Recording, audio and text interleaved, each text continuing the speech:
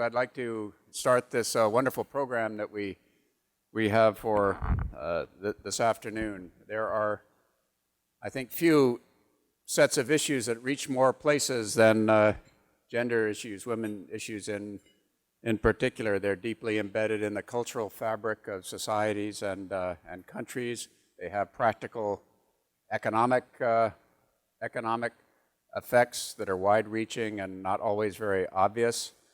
And as we all know, in recent years in Japan, the women's issues have even reached the phase of having a phrase, Womenomics, coined for them. So you know that they're becoming trendy when they reach that phase. And this afternoon we have two very exciting speakers to talk about this and then to answer your questions and hear your observations. First, Ms. Mitsuko Horiuchi who has served in both international and Japanese government positions on issues both women's issues and on child labor issues, which I'm sure she can tell us about if we ask. And in addition, is of course one of the foremost international experts on these issues, and we're awfully pleased to have you here, Horiuchi-san.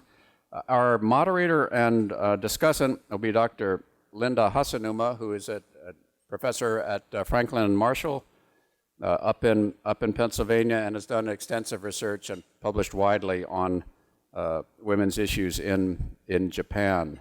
So we will start off with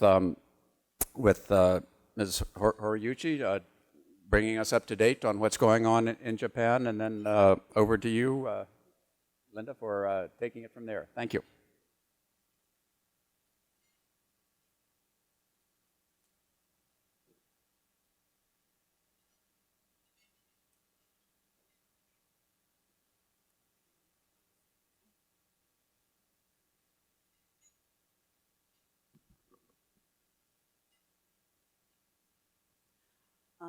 Good afternoon. I'm very happy to be here with you to share my thought on gender equality and the Womenomics in Japan. And first, let me start by showing the situations of the working women in Japan. The first slide showed that the general views of Japanese women who are little bit, that the behind the male colleagues.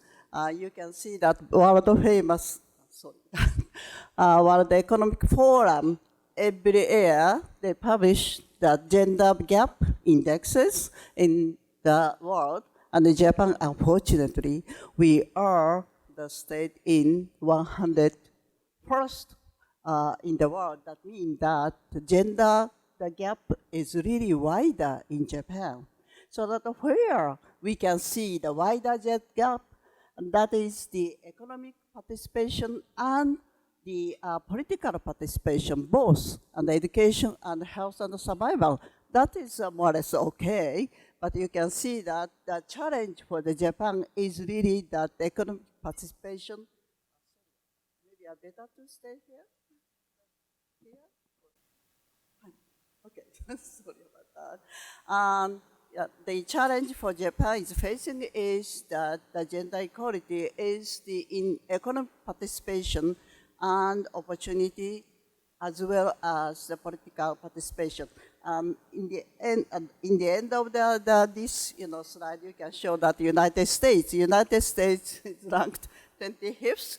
The United States is very much advanced in the field of the economic participation and economic opportunity, but the political participation is not so much advanced compared with the economic activities. You can just show that both countries, Japan and then United States, but you really see that Japan, unfortunately, we are facing really the gap between men and women. Okay. Second one is the why in the economic field that the gender gap is so wide? Just one of there are two reasons. The one reason is there are very few the women's managers. This, that international comparison that shows you that how few the female managers are in Japan. Japan and then the Korea, those two countries almost the lowest in the advanced country. However, 2014, the Korea, the ratio of the women's managers is higher, becomes higher than that of Japan. that is the reality. So therefore, in Japan, it is really urgent needed to advance women in managerial posts. And then the second one is quite difficult to look at, and I just explain you that second reason is that wider wage gap. And when you look at the regular workers, women earn almost 70% of the male counterpart, which is a very wide gap. And mostly the advanced country is 80% around, that the women earn around 80% of the male, the wages, so that the women in Japan compared with many male counterpart is the less the wages. Those, two, the wages and then the managerial post, those two are the major factors which contribute to the low ranking of women in the economic activities. And this is a labor force participation. One of the challenge in Japan that there are few women who were working during childbearing and childbirth. So you can see that around the age between 35 and 40, and that was the bottom of the female labor force participation rate in Japan. So now the government tried to the bottom up this, the figure, but compared with other the advanced countries, the chart showed that the women who are having the children quit the job, and then they do not really work in that age. So that is one of the challenge that the Japanese working women are facing. Okay, then the chart showed that there are so many the women who are working not as regular workers, but non-standard or non-regular workers. Majority of women workers in Japan are working as the part-time workers, or we say that in Japanese translation in English is the dispatched workers. Actually, I think that the agency workers. So those workers are regarded as non-regular workers, because the part-time workers actually in Japan, the workers who work less working hours than regular workers. Some half of the part-time workers work almost the same working hours as the regular workers. So that means that part-time workers in Japan is not the workers who work the less working hours compared with the regular workers. It's kind of the workers who have unstable the work. That's what I could say. And this is the one. And then perhaps, you still see that this is the stereotyped perception of for the gender roles. That means that here that you can see that the husband is expected to work outside the home, while the women or wife is expected to stay at home to take up the domestic duties. And that the traditional idea still prevailed in Japan. That was shown that when you look at the bottom is the latest figure, those 2014, nearly half of the men agreed on those traditional the role of the men and the women. So unfortunately, in Japan, that still those stereotypes, the perception, but the role played by the men and the women still exist.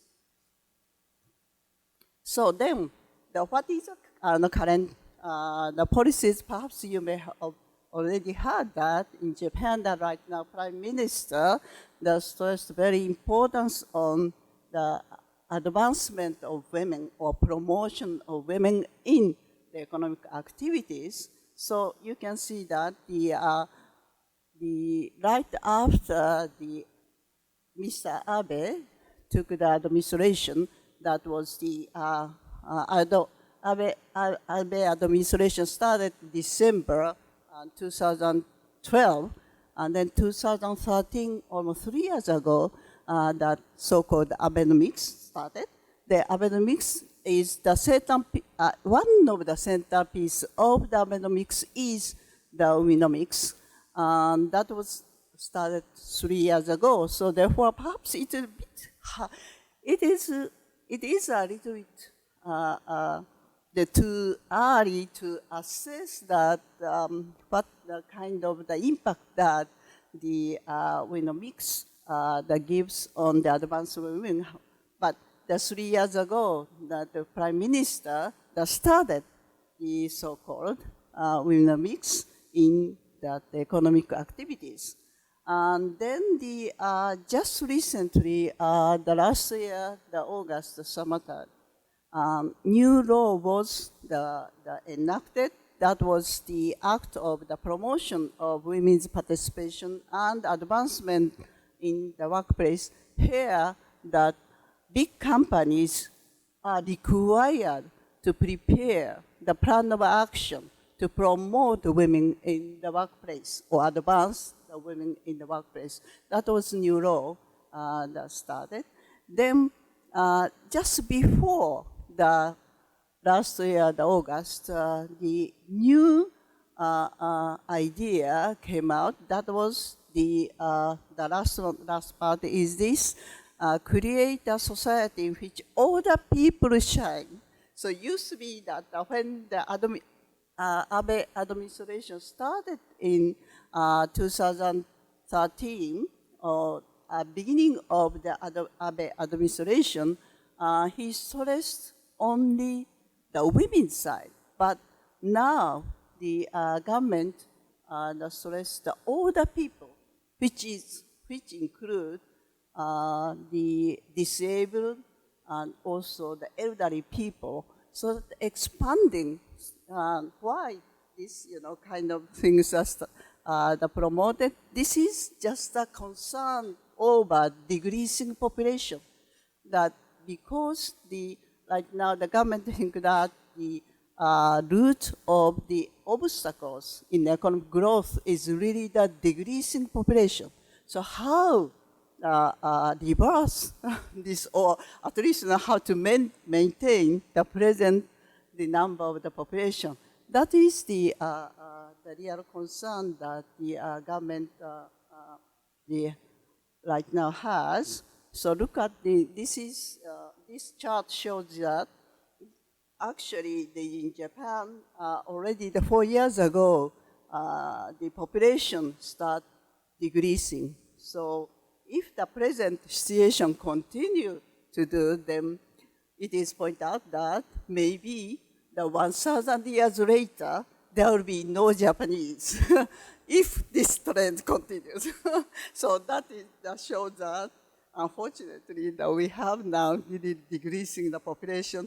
Then why? Because the low fertility rate. You see that in 1990, 1.57 shot. At that time, the people felt that it is really low birth rate. But now, less than 1.57, now 1.40. So the very low, you cannot maintain the same size of a population. That is one of the problems that when you look at the Japanese economy, maybe the Japanese economy have to face the shortage, labor shortage in economic activities. This is the real situation. And then,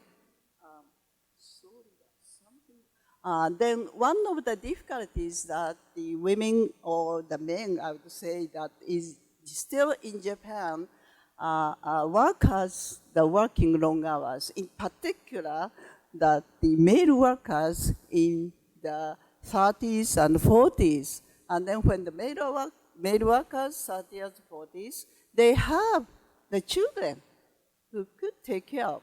So what happens is that because of that, if you look at, this is an international comparison of the husband, how many hours that they can take care of the children. So when you look at Japan, and the husband and wife, and also that you can see, but in particular that the husband is very few hours that who can take care of the children. I don't say that that is, the problem. I do say that this is a problem, but problem this come from long working hours. And then the child care, child care is not just only for responsibility for the couples, but also the government policy that related to the child care. You see that in principle, the Japanese government has two policies. One is the parental leave. There is the legislation, there is law, which that the either the mothers or the father can take the leave to take care of until the children becomes 1 year old. So one is the legal leave that Japan already had it 1992 actually. So that is the one. But the challenge is that almost all women are taking parental leave, whereas the the workers, they are eligible for the parental leave only 2%. So very few, even though the government encouraging the male workers to take, child labor, but very few. That is really challenging in Japan. So second one, child care facilities. I don't know that if you feel that in Japan, more than 20,000 child care facilities all over the Japan. However, still not yet enough. There are a number of the children who are on a waiting list. So recently, perhaps some of you may read some article in the newspaper that some mothers are very much frustrated that they cannot, that they take their children to the daycare centers or the school. So one of the issues is that the over 20,000 children are on the waiting list, so they cannot go to the child school. That is one of the issues. So therefore, the recently government announced that they will increase the 20,000 the child care center, or recently they said that child school by March 2018. So the increasing number of the child care centers is one of the issues that the Japanese is facing. When you look at the almost 10 years that the Japanese government tried to increase the daycare centers, however, the more women want to enter the labor market. Therefore, unfortunately, the number of the children who are on the waiting list for the child school not reducing. It's rather than almost the same, stays the same number. So I think that is a very much challenge. And in addition to the child care, Japan is now the facing aging population, so that the care for aging in particular is one of the serious issues. But because of the time constraint, I just, don't mention about the elderly care or the family care. But I think the issue in Japan, not just only the child care, but family care, another issue that I just want to say. And then now, the government policy. one, you can see that in Japan, very few managers in a company, so therefore the government, not just only the company, but also all the posts and the leaders' posts, and try to increase so that the Japanese government, the target is that the 30% is the all the leadership, the position, and by 2020. So about 4 years time, when we host the Olympic Games, Japanese government have to attain the 30% of the leadership for women. That is, I can show that just examples. There are so many lists of the target. I don't know if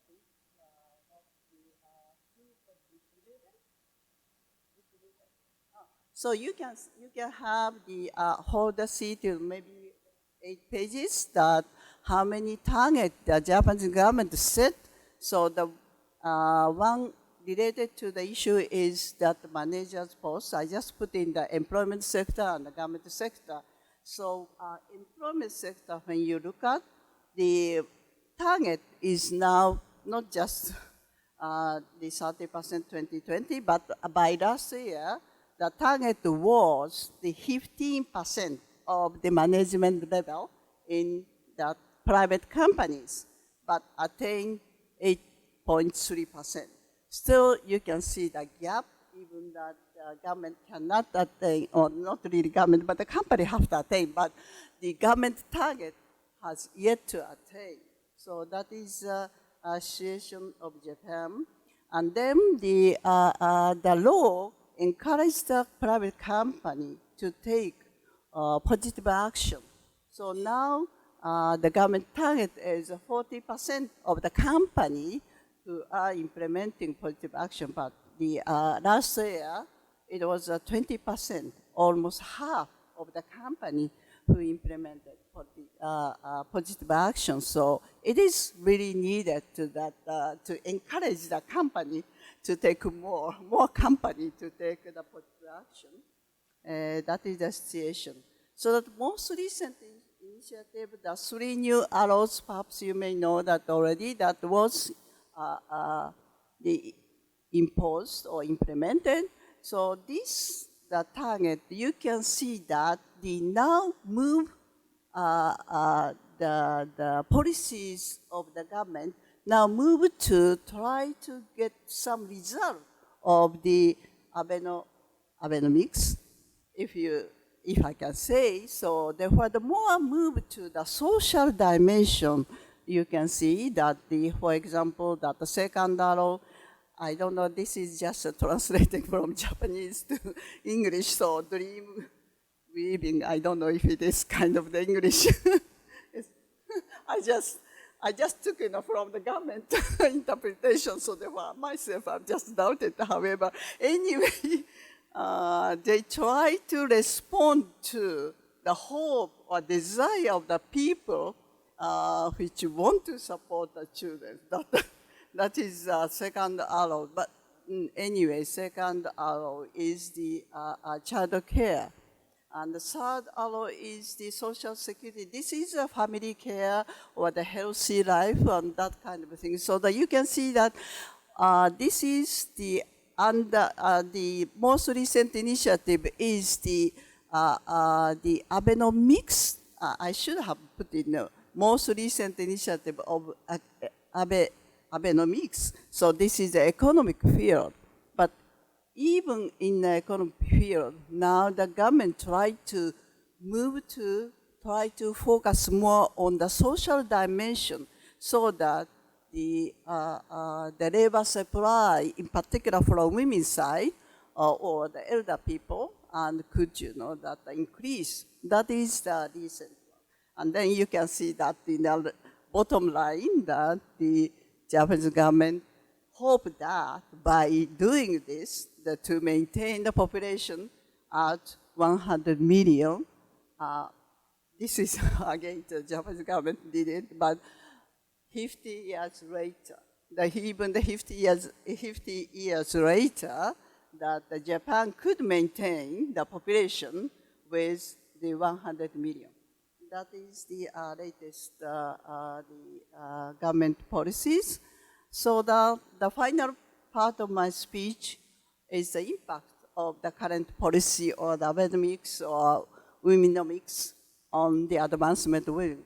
So I don't explain to you that the Womenomics, how Womenomics the affect the economic the growth. That was already so many research or analysis have been done that all people already pointed out that the positive the result or positive the impact of the Womenomics on the on the economic activities. What I'd like to show that some other the impact, that is the first of all the government side. You can see the government the mainstreaming and the empowerment of women in other policy areas. For example, budget preparation this year, the government send there's some guideline to the ministry that the next year's budget that they should really focus on the women's gender equality, or even I would say that empowerment of women. That is one of the issues that I think that impact of the Womenomics of the government policy. And the second one is the strengthening of the gender equality policy, more focusing on employment, because the right now the Abenomics, as you are aware that really the focus on the economic activities. So then new law, which I prepared, that which I mentioned that the last year, the August, the new law was enacted. And then the second one is the Japan, we have the National Plan of Action for Gender Equality, and the fourth plan was formulated last year, December. So that the last year, December, in the fourth plan for gender equality, I'm really sorry, I should put gender equality, but fourth plan for the gender equality, top priority is change in the working style. Working style means that the encouraging and the shortening the working hours, because the fourth basic plan recognizes that in Japan still the longer working hours are prevailing. So therefore, it is necessary to shorten the working hours. That is I think the impact on the Womenomics. And then the private sector, I think I can see the more serious commitment to hiring and the promoting women. And then I think, though very gradually, but changing male-dominated corporate culture. Maybe I can put in my hope also. However, you can see that top executives now, the commit themselves that to increase, the number of the women in the managerial post and those kind of things. I think that gives the very good impact on the private sector. So, however, so when you look at the status of women in Japan, so I would say that yes, they're making progress, but very slow. Why? Because in Japan we have the so-called the long-term employment system takes a long time, because not like your country, Japan, the usually big company hire the newly graduate from the university or the high school, and then they train the people in the company, and then going up the ladder of the the management the process. So that because of that, still need the time to promote women in the company. That's one of the things. And the second one, still I think in Japan, the deeply rooted traditional perception, which you see that in the result of the survey, that the still traditional perception of the roles between women and men. The third one, although the government encourages the men take more the family responsibility, however, still heavier burden of the family responsibility is lying on the women. So the women have to work, but at the same time, they have to work at home. So that is the one of the things. So therefore, this heavier burden need to be right on the both way that the male couple have to take care of that family responsibility. At the same time, also the government policy need to strengthen to support child care or the family care. So, and then I just quickly put out the violence against women, nothing that mentioned in the Womenomics. However, violence against women is one of the serious issues in Japan. You can see that sexual harassment at work or the maternity harassment that the need to be reduced or eliminated that issue. So then the final goal of the target, that is the population, the maintain the population, or that the maintain the number of the productive population. But still, I think this is a very challenge. I'm not really quite sure that if the birth rate is really increasing or not. That is a quite, that the big question that is the first one. But however, that the first the line I'm writing that perhaps that the impact on the women, and the women now have the hope that they will be treated equally as male country. So that is one of the perhaps that a good impact on women. And then the second one, in fact, that increase very, very slowly. However, the increase in the number of the women managers.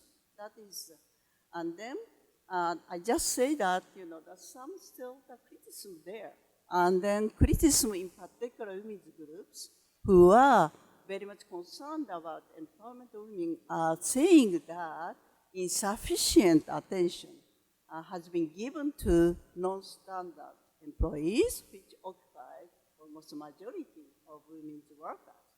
So the recent government effort that at least try to realize the equal pay for the equal work between non-regular workers and regular workers. That was a serious discussion now going on in the government side. Okay, this is the last one. That is just quickly, that I explained to you that the real situation of women in Japan, and also some impact of the Japanese policy or Womenomics in Japan. Thank you very much for your attention.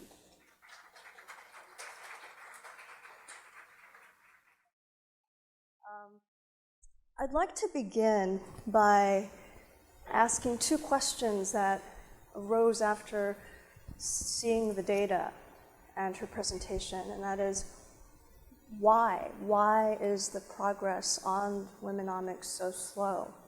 Right? And then the next question is, so what can we do?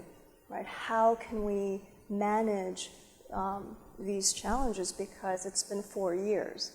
And beyond setting targets, very ambitious ones at that, 30%, beyond the targets and the international symposia celebrating women from around the world and all of these kind of international high-profile events and the pledges that corporations or local governments have made to try to carry out some of these policies, I'd like to ask and push the government and policymakers to think about concrete policy solutions. What can we do to address some of these issues, especially like the 500,000 places for childcare? When the Womenomics agenda was first set up, they said that they would have 400,000. And I wondered, how is that even possible? Practically speaking, with the state of the economy, and after 3/11 and reconstruction costs, we now have the earthquake in Kyushu. So practically speaking, how do you even create and fund that kind of construction for facilities? And I think that a lot of what the government needs to do is to tap into the capital and the resources that they already have, women being the most important, but also in your the data set on the third basic plan, you can see that childcare aftercare, so taking existing schools and expanding programs after school might help, and integrating some of these non-regular workers, right, and training them to help with this new maybe industry of providing support.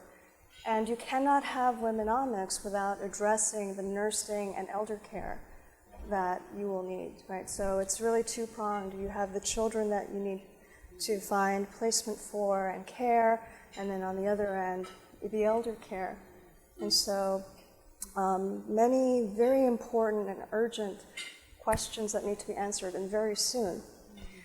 I'd also like to approach this from an academic perspective, in that there are theories about why there are barriers to women's progress or participation in politics. And you can see that in Japan, even with 4 years of this kind of national level targeting, that if you look at the data, some of the changes are only about 1 to 2%. Where you do see 10% changes in fertility, right? Money to encourage women to go and get that kind of care and treatment. And I was surprised to see that there was almost a doubling of funding for mental health care and the domestic violence that you mentioned. And my guess is that's probably due to other international efforts and the work of activists who've had a little bit more leverage in kind of pushing that issue in the legislature. But in the other areas, you don't see a lot of progress. And although some ministries have tried to recruit more women right after college, like the Ministry of Finance, for example, across the board, I didn't see very significant increases, and so they really need to work on that. And it also forces us to think about the pipeline, right? Do we even have enough women to recruit from? And so that leads me to some of these barriers that we talk about in the literature. There are cultural and social and psychological ones that women have because of the gendered norms and roles that they have been raised with and have internalized, right? A recent survey of women in their 20s showed that they would prefer to be housewives, that they see pursuing a career so difficult and challenging that they'd rather just opt out. Right? And I have friends who work till 11 and 12 at night. And in order to continue to advance in their careers, that's the choice that they're faced with, right? So you also need role models. And perhaps there could be more done at the grade school level. You know, that college and beyond is too late. So we need to think more about education and role models, high school, recruiting more women into the sciences and technology, and more training and recruitment of women in politics at the local level in particular. I've not seen the LDP or DPJ or other parties really commit to that, right? With a Womenomics agenda of 30% increased representation in elected bodies, you're clearly not seeing that, and they need to do more. So it's really up to the gatekeepers, party leaders, managers, who are making these decisions, right? And so we have these cultural and social barriers that inform these other barriers within parties, within government, within firms.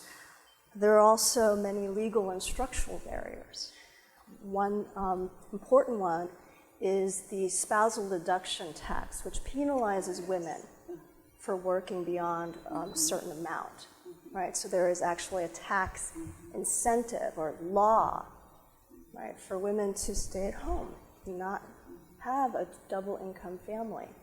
And there have been discussions, and a tax committee took up this issue, I believe, in 2014, because they understand that this would help, right? Get women who, in the age group of 30 to 39, said they would love to go back to work but can't, and yet we don't see a lot of movement or progress in this area.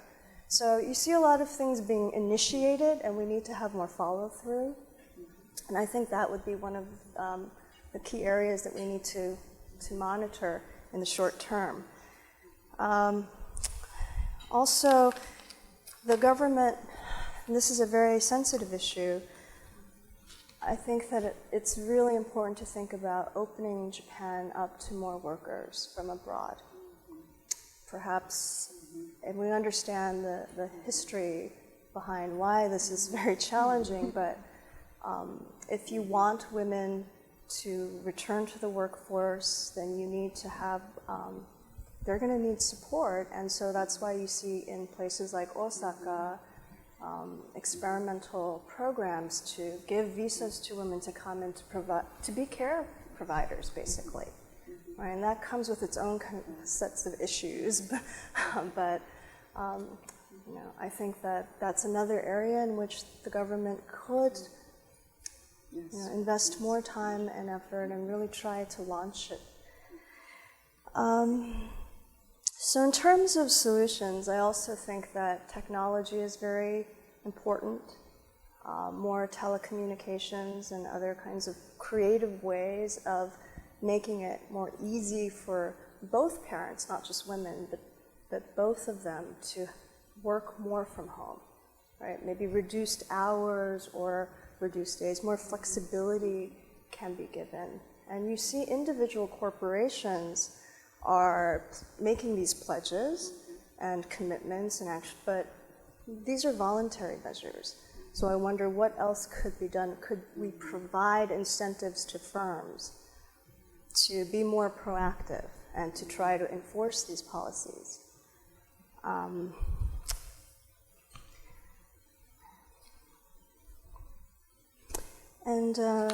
So another point that I wanted to emphasize, which I thought was very exciting, was about the vocational training for the non-regular workers. So bringing that in, them into the workforce, how could they possibly be a part of maybe this Womenomics agenda? And we can tap into that human capital. I also noticed that there were many more women on agricultural committees in this data set, and I wondered, so that, you know, that shows that the Prime Minister, especially with the reforms that have taken place, can, you know, impose, he has the authority to set the agenda in a way that he couldn't before, and so I know that commercializing agriculture has been a priority for them, right? So I really do think that the Prime Minister can push, as he has been pushing in other areas that are of priority to him, the security bills, that he can revisit these issues, and especially, as you mentioned, the social policy aspect, right? More education, more vocational training, and then the corporations also have to participate. There has to be some kind of work between the private and the public sector. How will they finance all of these new facilities and get workers for them? But until we have, you know, some progress on these more kind of substantial barriers, I really think that this is a very symbolic agenda, that it communicates to the world that Japan understands and realizes that it needs to do more, but it has to be, you know, he has to follow up with more legislation, more concrete policy changes. One more comment. It's also very striking to me that many resources are used for these international gatherings, and that, you know, and Japan is doing a lot for women's equality in the developing countries as well. So I think it's important to acknowledge and recognize Japan's efforts internationally and nationally, but then also to know and to recognize that there is a lot more work that needs to be done in this area, and maybe bring back the attention to the local communities, because there you do see higher numbers of women in elected office and on those committees, right? So at the local level, I feel much more optimistic about the Womenomics agenda and how it's being carried out. So there's a little bit more progress there, and perhaps they can go in and see what is working and what they're doing there and bring it back up. So instead of all this top-down Womenomics, I think it's really important to kind of go back to where local communities are really trying to address these issues and concerns. That also makes me think about the access women have to influence the policy process. Because with the centralization of these gender issues, the Gender Equality Bureau, it's been harder for them. And most of their allies are in the parties of the left. And we know that right now in Japan's political environment that they really don't have the same level of access. So I think that that's really important to kind of look at integrating more of the women at the local levels through this process. Thank you. So may I ask questions now? Or Maybe better to open the floor to yes, okay. you. Okay. I could agree with you anyway.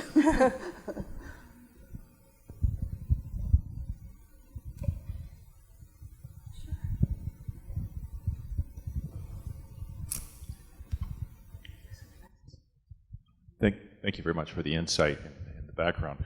I'm curious about the panel, your perspective on role models. And let's say the next prime minister was a Japanese woman. Do you feel the political aspects, the economic aspects, the population would be behind her, supporting her, so that she wouldn't feel isolated? Are we ready for everything to reach that point, or where do you see that in the future?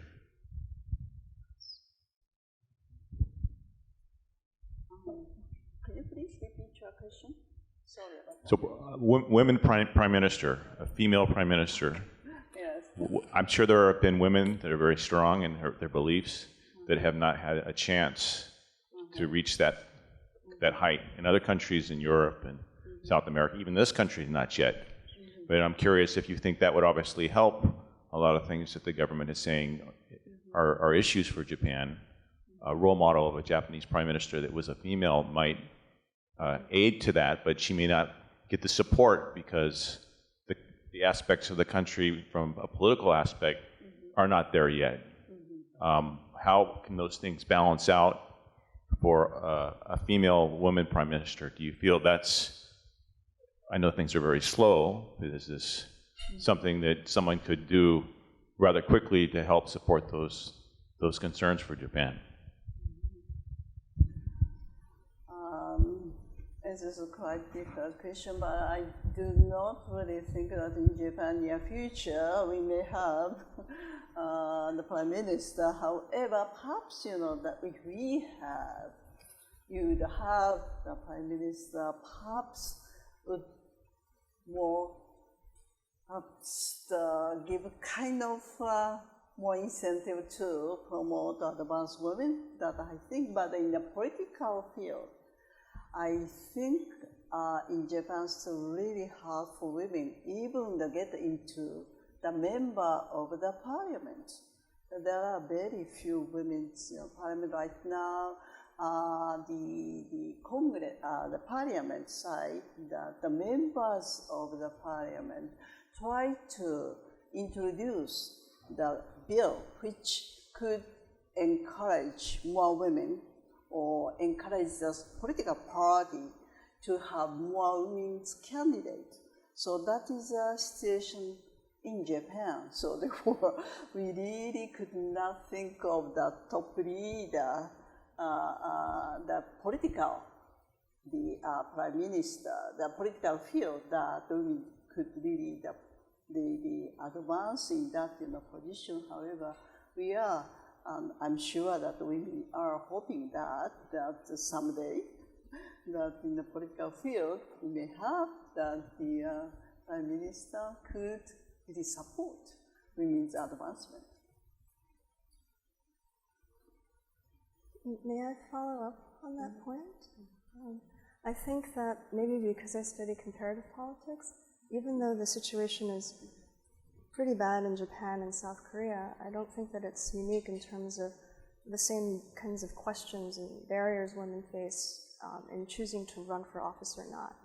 And that it will also depend on whether the woman has worked her way up through the party to become prime minister, or if she's affiliated with a very powerful father or husband, like a family. Because most of Japan consists of incumbents, like generation, they're the second or third generation. And so aside from those daughters from those powerful families, I think it is really difficult for women to break into the process. But there are NPOs, and the Fusai Ichikawa Center has sessions to help women run for office, for example. But I think the women will probably face the same criticisms and challenges they would face in other countries, right, about their abilities and their qualifications.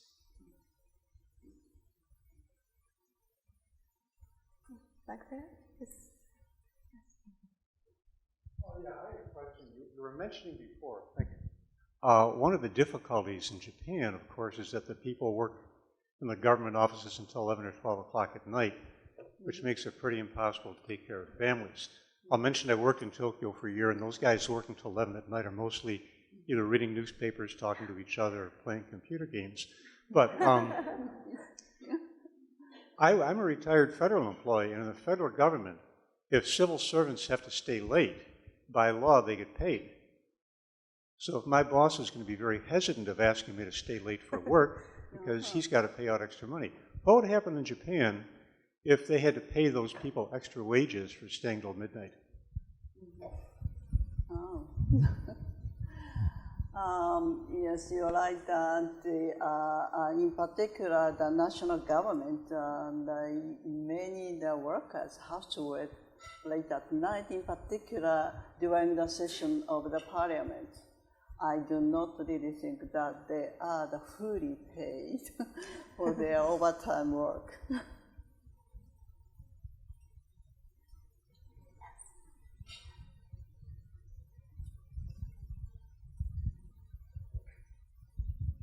Thank you so much for an excellent set of remarks. I'm Eileen Pennington with the Asia Foundation. I really appreciated the discussion about how change happens. Does it happen from the bottom up or from the top down? And to the extent that that top-level leadership can affect change, which I do think is an important component, I was taken by the fact that now action plans will be required for larger companies. And I wondered if you could share with us the degree to which those action plans will come with some enforcement or penalties if targets are not met. Because it does seem like first to make them public could be embarrassing, but also to have some opportunity for consequences might make them affect more change more quickly. And linked to that, it was very telling in your statistics about women in leadership positions that the government currently at the director and above level is lagging behind the private sector. And their target is also lower than the target set for the private sector. So the extent to which the government can, within itself, more quickly affect change, I wonder if you could comment on those targets and whether you see them accelerating in the short term. Thank you. Thank you very much for your question. The second one, if I respond first, perhaps it would be very difficult for the government to facilitate the increase in number of women managers, because the government itself exercise the long-term employment. That means that they hire those newly graduate from the university and into the government. So then those people are trained and then going up the ladder of the management. So because of that, unless the government decided to take someone, the top level or the director level, not from their own human resources, but other places like in the United States, it could be done, but it would be extremely difficult for the government to hire someone outside of the government, because those people, that the government employees expected to the going up the ladder of the management. So when they are hired at the beginning, so because of that, perhaps it will be very difficult. The difficulty is, I explained to you that the lifetime, long, I don't say the lifetime, but the long employment system. It's like a lifelong employment, the system or the practices that really prevailed in Japan, in the private sector, in the government, as well as the big private companies. So this breakup, that the practice, that might be very, very difficult. So therefore, I do think that perhaps it was very difficult to quickly move, improve the situation, and that's what I think. And also that the first question that you said, that the act was enacted in September, and then just this April, that government companies, big companies, is required to show their plan. So therefore, it is not, that we really don't know that the exact situation. However, the most company already submitted the plan, but plan, what kind of the initiative they are taking, that is free of, that the company can decide. So perhaps, the outside of Japan, that they feel, they may have some doubt about the effectiveness of disclosure of the company's information on the action plan, on the promotion and advancement of their own female employees. However, perhaps as you pointed out, that the summary that I think the government expect that perhaps the people, maybe the judge, that whether or not company is really doing to promote the women by showing the action plan. And the action plan, actually, the company do not require that do not require show what initiative the company is taking, but only that they have to disclose disclosure of their own action. But the government side expect that by doing so, then the people can judge that whether or not company follow the principle that the government said. So that's a kind of very soft way of encourage the company to do. But I think that is the the progress that compared with the previous time. That's what I can say.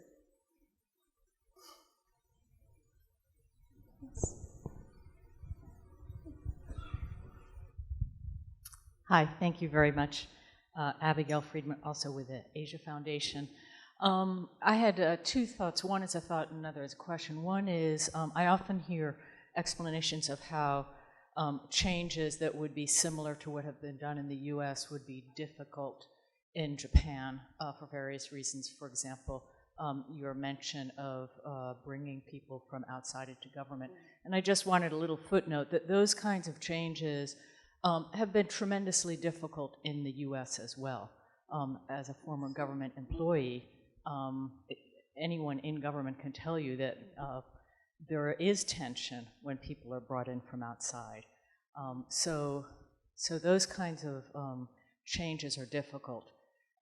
We often think of Prime Minister Abe, I think of Prime Minister Abe as someone who is courageous and bold, but it may be that there is more bold action to be taken. I remember being in Japan when the Japan Rail was privatized. And that was a tremendously controversial, difficult, bold step with tremendous consequences for individuals. So if the problem of Japan's birth rate economics is really as dire as people say, it may be time for even more bold action. But my question is about, as you may have seen, there are many people in the US and Washington especially who are interested in Japan who are very focused on this issue of womenomics and eager to help and contribute in some way. What advice would you have for people outside of Japan and how we might be able to support these efforts?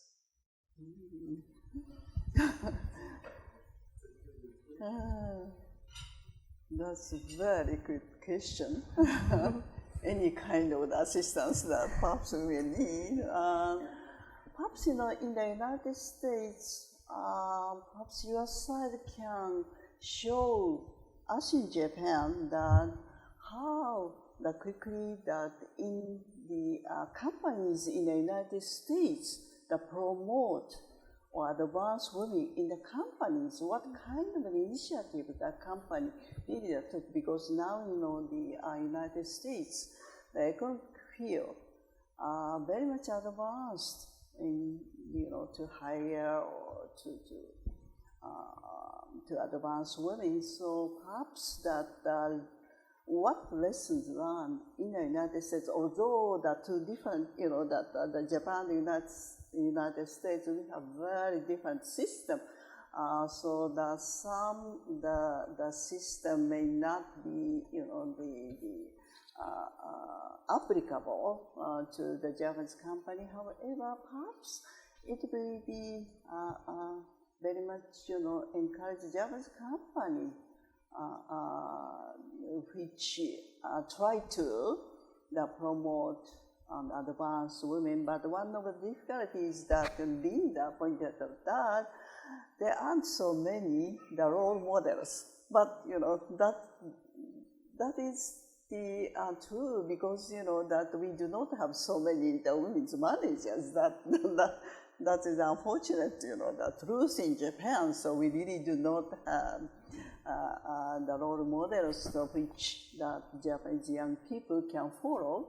So maybe that the United States perhaps shows some the women who are really doing that kind of things might be one of the ways that to encourage Japanese companies to do.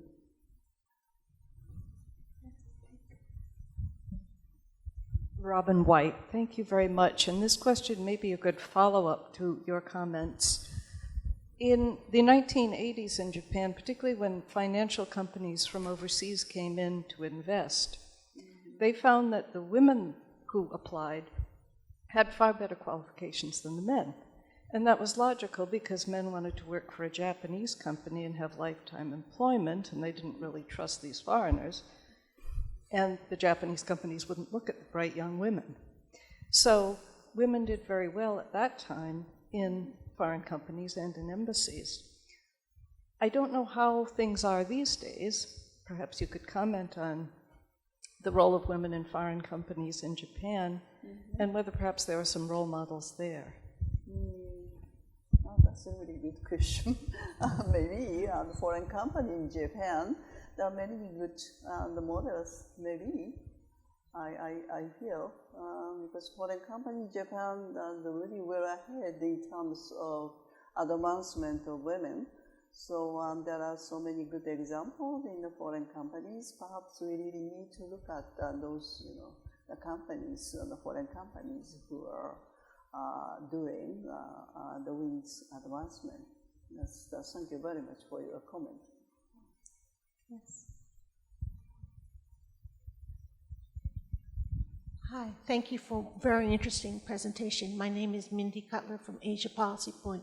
And listening to you discuss the social, psychological, technological, cultural issues, maybe the whole phrase womenomics is totally inappropriate and very old-fashioned and antiquated, because it only talks about the commoditization, women as commodities, women as an economic unit.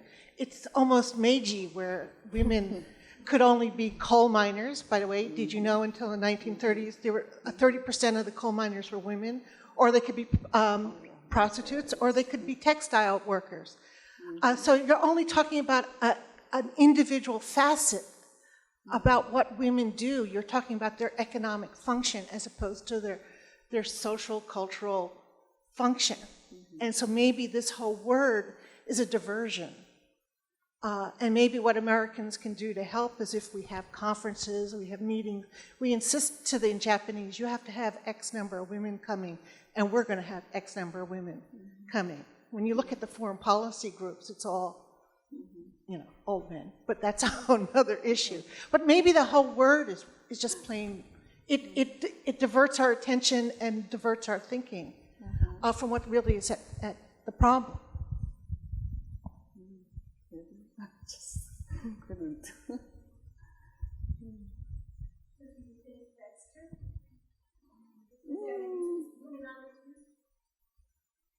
I think some part maybe, yes, you are right, but not whole. I do think now just gradually the company, the executives, even the male, and changing the attitude. So I think that some are still.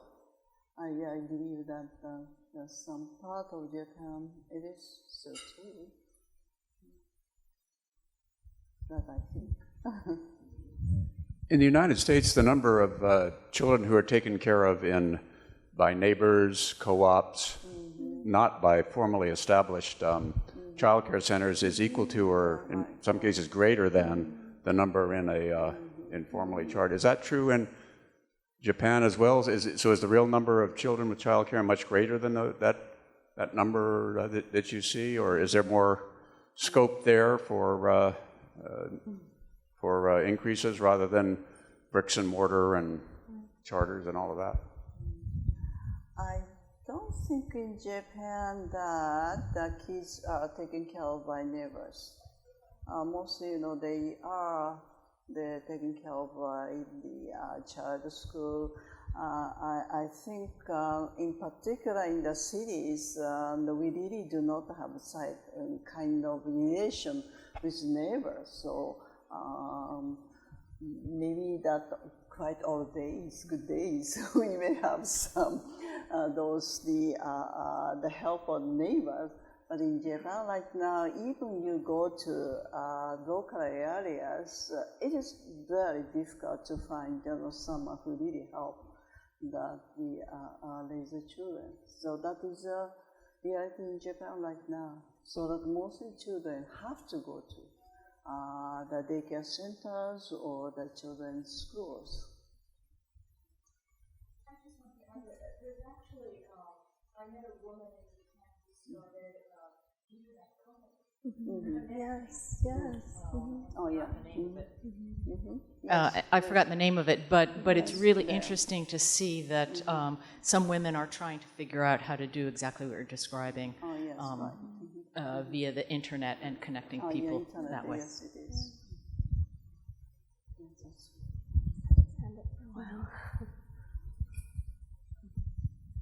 Yes, Dave Fitzgerald, retired Foreign Service. I was wondering if you could address the question of popular culture in Japan. You talk about the need to change these deeply rooted lifestyle and perceptions of male and female roles.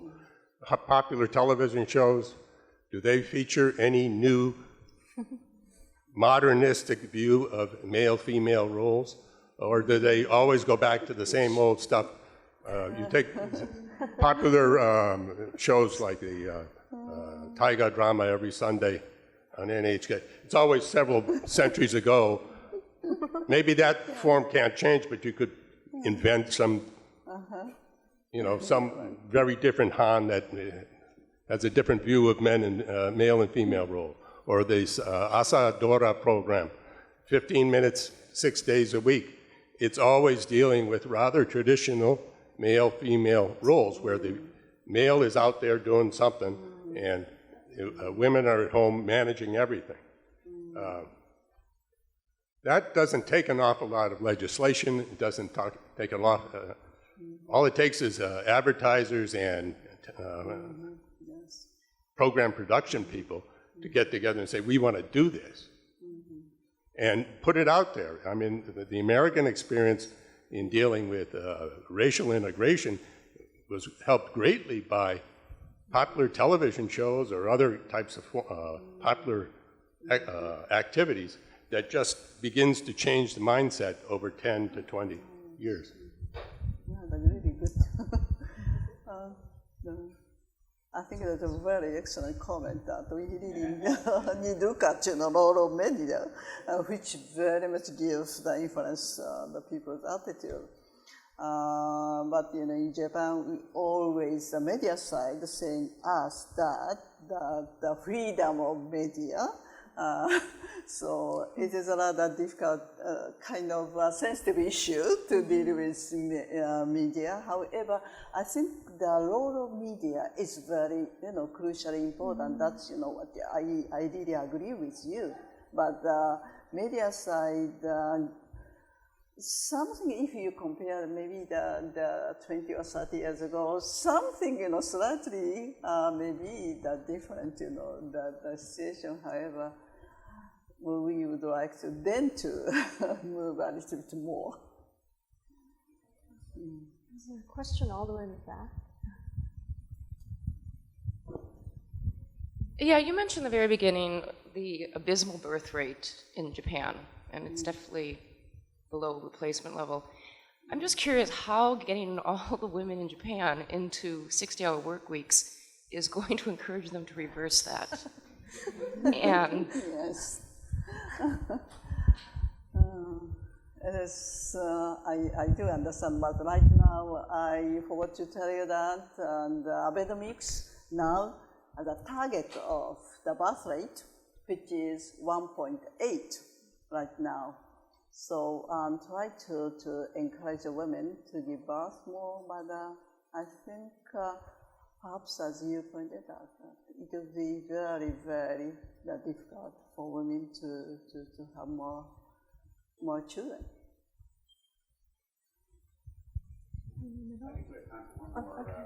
Okay. Yes.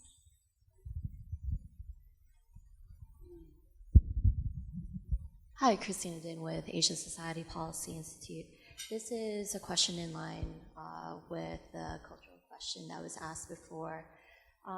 Culture and entrenched workplace gender roles have frequently been cited as one of the key barriers for the retention and the promotion of women in Japan.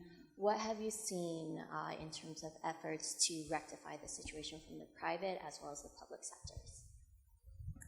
Excuse me, I cannot hear the last part. The question you want? Oh, the question is in terms of entrenched workplace cultural values. What have you seen in terms of rectifying these cultural values in both the public and the private sectors? Special values?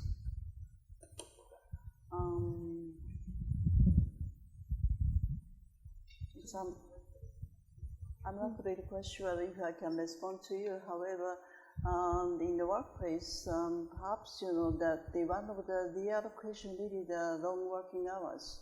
So, and then in particular in the big city like Tokyo, they have to commute long hours.